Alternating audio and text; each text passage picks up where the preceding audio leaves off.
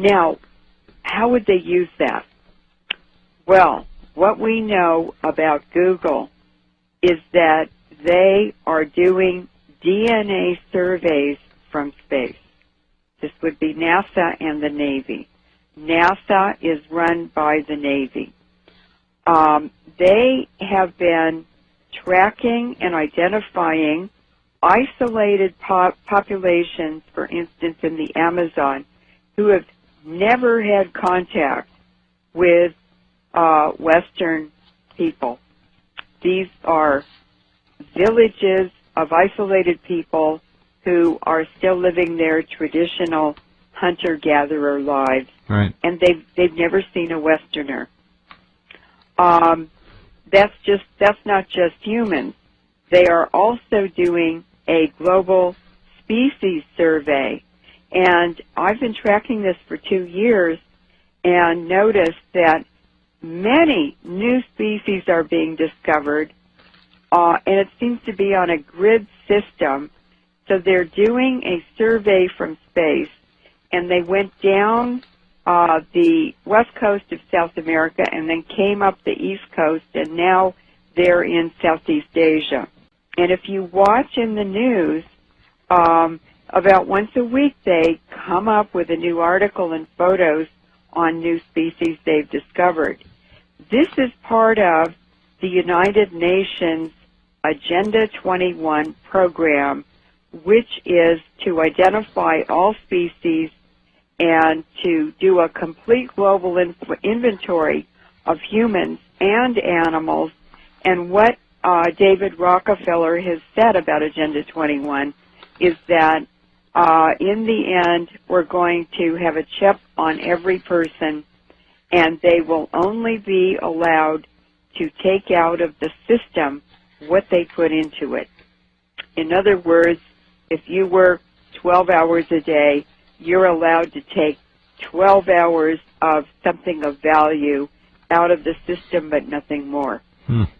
That is total slavery. That is reducing humanity to being robots. That is eliminating spirituality. It's eliminating free choice. It's eliminating everything that makes us human beings. Do you agree? Sounds right to me. And so, what is going on? The J. Craig Venter Institute, which you sent me the article, right, has their mission as, quote, to forge new life forms, unquote. And they are also involved in manipulated computer code on DNA. What does this mean? Well, Dr. Helen Wallace from GeneWatch in 2002 said, we are in great danger, and she described this as a massive DNA database by the back door. Do you have any comments, Jeff? We have to take a break here, and we'll be back. This is a subject that is very difficult for the average person to accept. The article is up at Rense.com. I've forgotten the title of the article, Leuren. What is it? Oh, just a second. It's called White House Gives Go-Ahead for Elitists to Control DNA. That's right. Okay, I'm going to pull that December 20th. Yeah, I'll pull the article back up. Yes. All right, stand by. We'll be back in just a minute. Okay, back with Leuren Moret. What interests me about this whole thing, Leuren, is and you do this all the time, and many of you listening do as well, you look into the background of the people, the principles, and find out what their roots are. And if you look into Venter's background, I mean, the guy's pretty well known. I mean, if you follow this whole issue of genetic mapping, Craig Venter is right there. He was actually charging people over $700,000 in the early 2000s, somewhere around there, to map their DNA and give them a map. $700,000. That's right. Now, what this does sociologically, of course, is it begins to set up a caste system here, which we already have. but this is a different way of doing it. And I don't know where it's all going to go, but it's clearly hurtling forward at a pace that is pretty damn scary if you understand the potential of control here, which is complete. I think I can explain where this is going to go. The J. Craig Venter Institute is the CIA in military operation. Well, no surprise there, of course. And anyone in science with money and status is supported by these vested interests, or they wouldn't get that money. They're giving the answers that the money interests want. And so what he's developing, or that institute is developing under his guidance, is the very software of life. And what they're doing is using computing, medicine, technology, and the police state to converge into basically what is creating a totalitarian scientific oligarchy. And their purpose is to get this information and use it in discriminatory programs where the rich benefit and the poor are impacted negatively by these programs. And the second part of that agenda is the depopulation initiatives. Now, a really good example about this biopiracy is the Indonesian health minister. Her name is Siti Badilla Supari. And in 2007, she wrote a paper with 4 other researchers who worked for her, explaining why they had made the decision to halt the sharing of viral isolates of the avian flu in the Indonesian population. They no longer would share it with the World Health Organization. I remember that very well. 2007. And they had been cooperating fully and giving samples to the WHO, the Centers for Disease Control, and then they offered, and then they stopped making their sequences available, and then they offered to sell them. I mean, it was a pretty weird turnaround there. But go ahead, please. Well, there was a huge public outcry, and there were a lot of negative reactions to her from the vested interests and their operatives. But she said, we have halted this sharing of the viral material because of exploitation of biological resources of third world countries, poorer countries. And so there they perceived it was a discriminatory program and it would be used against them, and they were correct. Right. And whether it was for depopulation or whatever it was, they knew money was behind it, and she was absolutely right. Doesn't the U.S. Navy have I guess it's will be a bioweapons lab in Indonesia? Oh, they probably have them all over the world, but... I mean, there's one that's well known there, I'm pretty sure. The U.S. is pretty involved in Indonesia. That's why Obama went there on this last trip, this recent trip. But they're also talking about the Venter Institute. They're talking about a synthetic genome, or the ability to replicate entire organisms' hereditary history. So these are not simple programs. These are very sophisticated and very complex programs. Now, I did an interview on February 3rd, 2008, with Dr. Wynn Parker, who has a program called Parker's Pathways.